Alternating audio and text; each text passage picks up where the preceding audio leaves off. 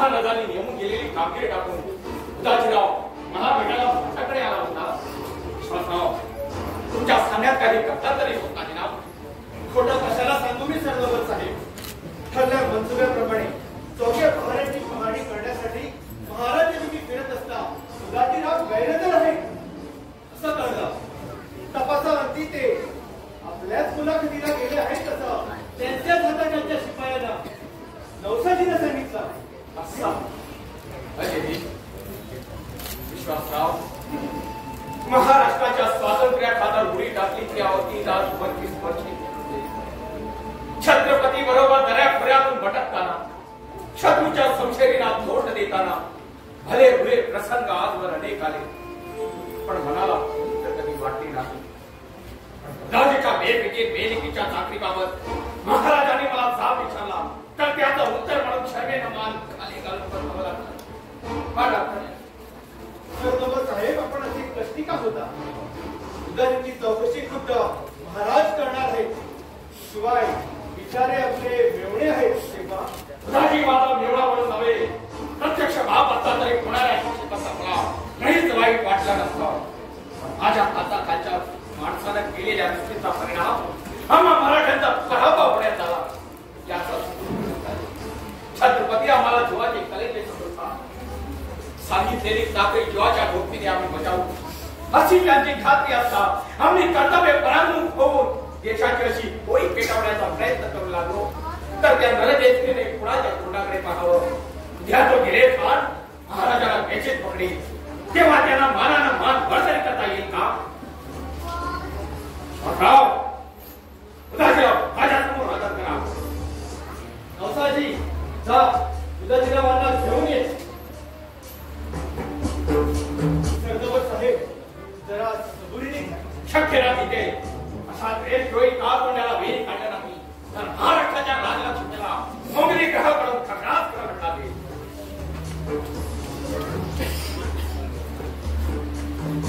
उदाजीराव. हो हो हो हो उदाजीराव, विश्वासराव, हे आमचे मोहणे जगबारा विचारांचे पुतळे बराव ते पण हात आपण हात बांधून एखाद्या नेगाराप्रमाणे होते का? सरदार साहेब, कोणत्या तोंडानं मी तुम्हाला उत्तर देऊ? आज लोक सारी भयात मराठी शाहीच्या सेवेत इमानानं भेटली, पण कोणी चांढाळानं माझा विश्वासघात केला आणि ताकदीत कसून झाली. ताकदीत कसून झाली असं बेमुळपणे सांगायचे विचारांच्या ओलात बेशरम कधी पडून झाले.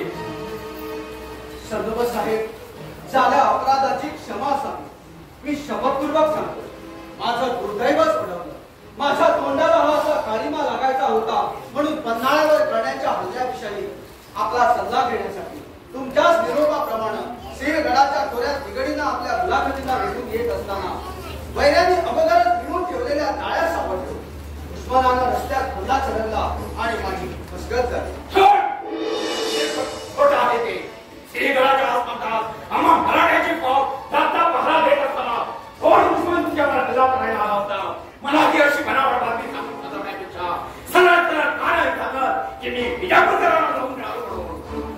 नेताजीराव, तुम्ही माझ्यासारख्या स्वामिनिष्ठावर हा नाहक पितुरीचा आरोप करीत आहात.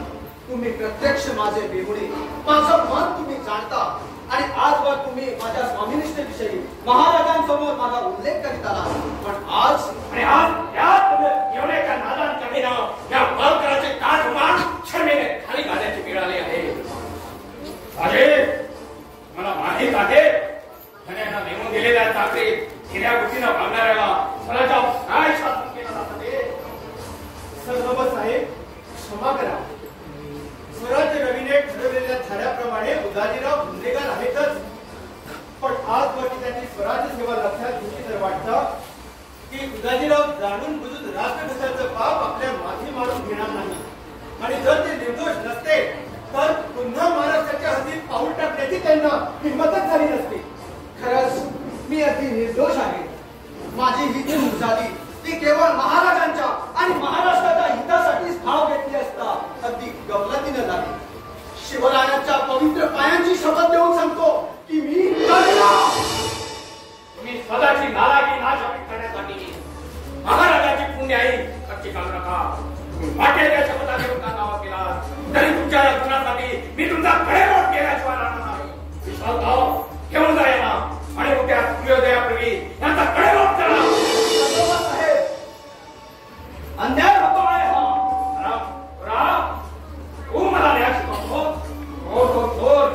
घेऊन जाया माझ्या संगम साहेब कोणाला एकदम लगाम झाला.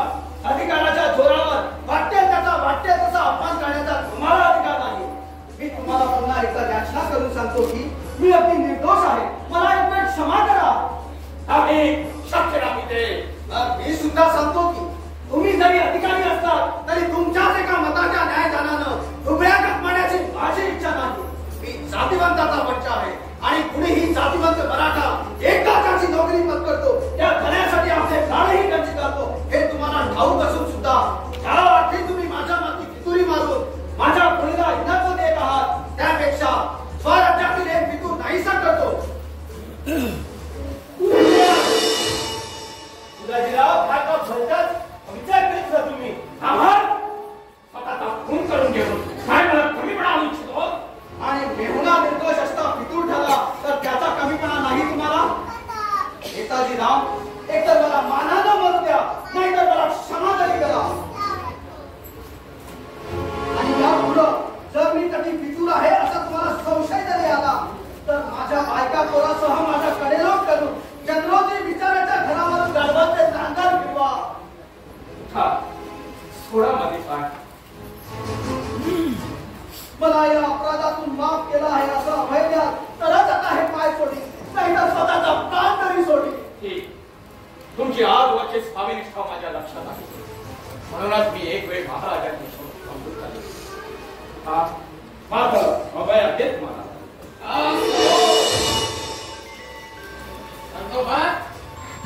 उदाजी रावांना तुम्ही अभय दिलं पण त्यांचा गुन्हा इतका भयंकर आहे की असे तुम्ही क्षमा करू लागला तर दौलतीची धूळधाण व्हायला आणखी शत्रूची गरजच वाटणार नाही. पण ते निर्दोष आहे याची खात्री करून घेतल्यानंतरच मी त्याला अभय दिला असे म्हणतात. निर्दोष कसे म्हणतात? प्रत्यक्ष जातीनं आम्ही चौक्या पहारे तपासत असतात जातीला पहाऱ्यावर खैरच जातो मग आपण त्याला निर्दोष कसे म्हणतात? नेताजीराव आपण मराठी जातीचे सरनौकर दौलतीचे धारे तुम्ही जाणता. शत्रू नेहमी दगा देऊनच आपले हेतू साधित असतात हे तुम्हाला आज मी नव्यानं सांगायला पाहिजे असं नाही. आधीच जरी मिळेल औरंगजेब नुकत्या योजून मराठी दौलत कशाखाली घालू पाहत पुरंदरच्या दहा परवा ख्यानानं मैत्रीचं नाटक केलं पण शिवाजी आणि त्याचे स्वतः मानाला जगतात हे त्याला पाहावे असं तुम्हाला तरी वाटतं का? काल बंधाळ्यावर आम्हाला अपयश त्या ख्यानाचा डाऊन कशाला आणि अशा तेढ्यावे डोळ्यात तेल घालून रास्ता पहारा करायचा सोडून सागरी कसूर करणारे उदाजीराव निर्दोष आहे असं तुम्ही दौलतीचे सर्वच सांगता. नेताजीराव आज तुम्हाला मेवण्याच्या नात्यानंतर त्याने मोपाशा लटकवलं नाही ना? नाही महाराज मी मेवण्याच्या नात्याच्या मोपाशात अडकलो नसून त्यांच्या निर्दोषीपणाबद्दल मला खात्री झाल्यावर मी त्याला हा न्याय दिला. नाही तर न्यायाच्या कामी मेवणार काय? प्रत्यक्ष बापाला सुद्धा काढत काढत हा नेताजी कचरणार नाही हे महाराज सांगतात. आजच ही अशी न्यायाची गंमत का? नेताजीराव तुम्हाला मराठ जातीची इज्जत राखायची असेल तर मी स्पष्ट सांगतो कोणत्याही कारणानं का होईना नेमलेले धारे मोडणारे उदाजीराव गुन्हेगारच आहे आणि म्हणून तुम्हाला तुमचा निर्णय बदलला पाहिजे. पण माझा शब्द गेला आहे. तिला जबानीला हरताळ फासला तर माझ्या शब्दाचा बोध तो काय राहिला? नेताजीराव तुमच्या शब्दाचा बोध राखण्यासाठी राष्ट्राची होळी पेटवायची गरज नाही. नियमाप्रमाणे उदाजीराव गुन्हेगारच आहे आणि त्या गुन्ह्याबद्दल कडे लोकांची शिक्षा पण तुमचं नातं लक्षात आणि तुम्ही त्याला दिलेला शब्द ध्यानात घेऊन मी त्यांच्या या घोर अपराधामध्ये आजपासून 1 महिना चाकरीवर बंद आणि त्याचप्रमाणे महिन्याचं वेतन बंदची शिक्षा देत आहे. दिलेल्या न्यायात बदल होणार नाही. महाराज आजवर मी आपली आणि राष्ट्राची सेवा केली त्याचं बक्षीस घेणार असणार तर ते आज देऊन उदाजीरावाला क्षमा करा. नेताजीराव तुम्हाला बक्षीस देणारा मी तो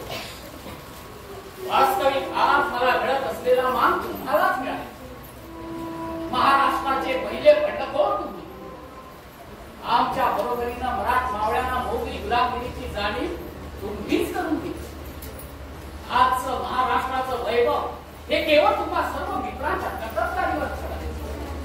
तुम्हीच महाराष्ट्राचे इज्जत, महाराष्ट्राचे मोडके. त्या सम्राटाला मी हा शिवाजी काय बघतो. आज जरी सारी दुनिया मला पुढारी म्हणून ओळखत असली तरी ती तुम्ही सर्वांनी सांगितलेली चाकरी मी प्राणपणाने बजावत आहे म्हणून. मग सांगा, राष्ट्राच्या कल्याणासाठी तुम्ही सांगितलेल्या सेवेत मी कशी बरं.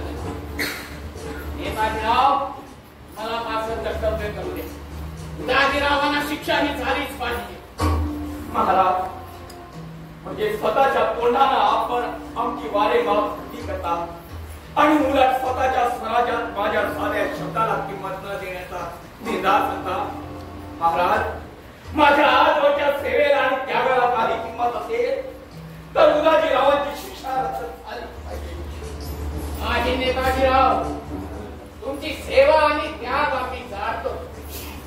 हृदयाला तुम्ही आम्ही एकच हे जरी खरं असलं तरी स्वराज्य सेवेत कसूर करणाऱ्यांना शिक्षा ही झालीच पाहिजे. न्याय म्हणून एकदा आमचा शब्द गेला तो फिरून कोणत्याही सबबीवर मागं घेतला जाणार नाही. पण महाराज, मी म्हणतो सरदार साहेब, दौलतच्या धाऱ्यात बदल करण्याची वहिवाट नाही. मग असाच आपला हेका चालून महाराजांना असे कष्टी का करता? हे यापुढे महाराजांना माझी गरज नाही का? तर तुम्ही शुद्धी आहात का?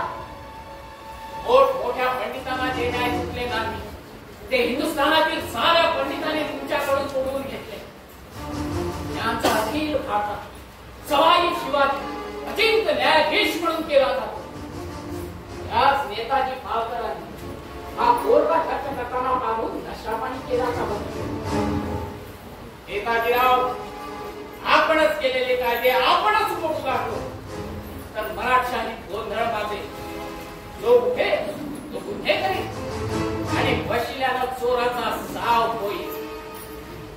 नेताजीराव, न्यायाच्या कामी न्याय म्हणजे अन्याय होता कामा नये. आम्हा क्षत्रियांचा तसा इतिहास.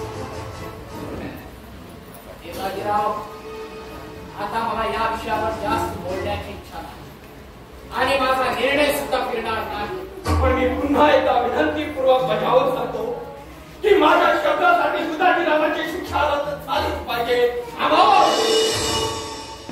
नेताजीराव, असे मागे फिरून सैतानाप्रमाणे करून आज शिवाजी आपला निर्णय बदलेल अशी शंका सुद्धा मला घेऊ नका.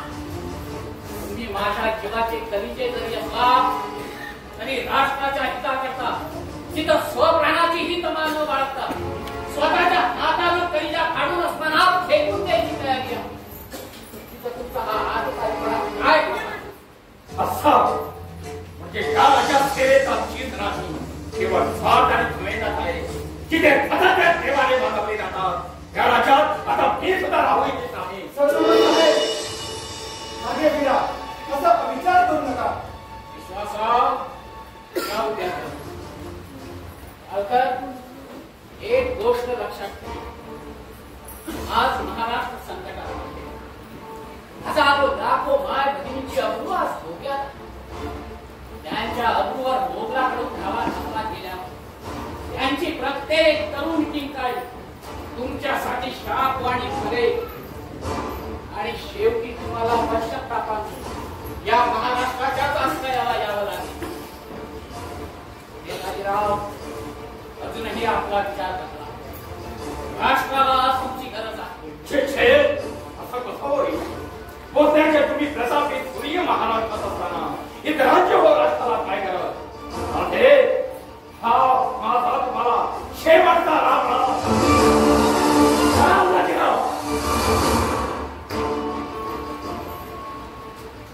नेताजीराव, नेताजीराव,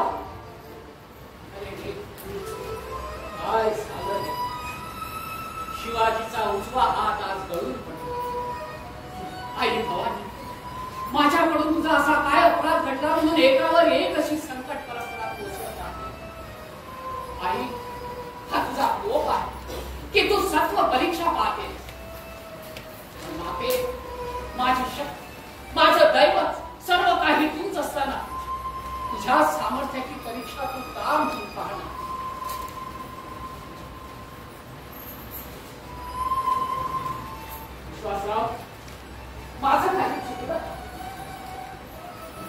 उदाजीरावांच्या बाबतीत आमच्याकडून अन्याय तर झाला नाही ना? नाही महाराज, अगदी योग्य तोच न्याय आपण दिला. मग तो न्याय पालकांना का पटला नाही? असो, सत्य नेहमीच कटू असतं असं म्हणतात. त्याचा प्रत्यक्ष प्रत्यय आला. पण नेताजी सारखा वीर हातचा होता, त्याचा विचार होता. पण राष्ट्रासाठी नेताजीच काय, जीवाला